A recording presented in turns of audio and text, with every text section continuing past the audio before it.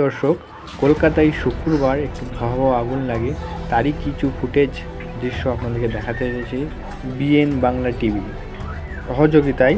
সহযোগী মানবতার ফেরিওয়ালা সাহায্যের হাত বাড়িয়ে দেবেন।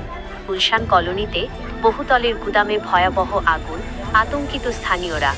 কলকাতা, 5ই ডিসেম্বর শুক্রবার শহরের অন্যতম ঘনবসতিপূর্ণ এলাকা বাইপাস সংলগ্ন আনন্দপুরের গুলশান কলোনিতে শুক্রবার সকালে একটি বহুতলের নিচে থাকা রঙের গুদামে ভয়াবহ অগ্নিকাণ্ডের ঘটনা ঘটে।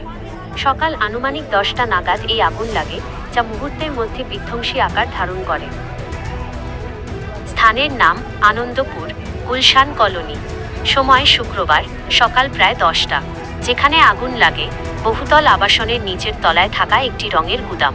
কারণ গুদামের ভেতরে প্রচুর পরিমাণে দাহ্য পদার্থ, বিশেষত রঙের রাসায়নিক মজুদ থাকায় আগুন দ্রুত ছড়িয়ে পড়ে। ক্ষয়ক্ষতি: গুদামের সমস্ত মালপত্র পুড়ে ছাই হয়ে যায়। পাশের নির্মীয়মান আবাসনের দেওয়ালও ক্ষতিগ্রস্ত হয়। খবর পেয়ে দ্রুত ঘটনাস্থলে পৌঁছায় দমকলের একাধিক ইঞ্জিন।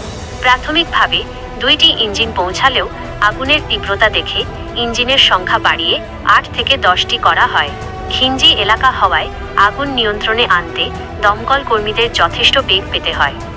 উদ্ধার: সৌভাগ্যক্রমে বহুতলে বসবাসকারী সকল বাসিন্দাকে দ্রুত এবং নিরাপদে সরিয়ে আনা সম্ভব হয়েছে।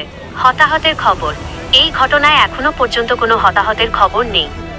স্থানীয়দের তৎপরতা এবং দমকল কর্মীদের যুদ্ধকালীন প্রচেষ্টায় প্রায় 1.5 ঘন্টা পর আগুন নিয়ন্ত্রণে আসে।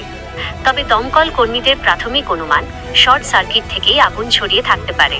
এই বিষয়ে পরবর্তীতে তদন্ত করা হবে। অন্য কোনো বিষয়ে আরও কিছু জানতে চান? আমাদের পাশে থাকুন, সঙ্গে থাকুন এবং দেখতে থাকুন বিএন বাংলা টিভি। আর হ্যাঁ, ছোট্ট করে একটি লাইক, সাবস্ক্রাইব এবং শেয়ার করে দেবেন।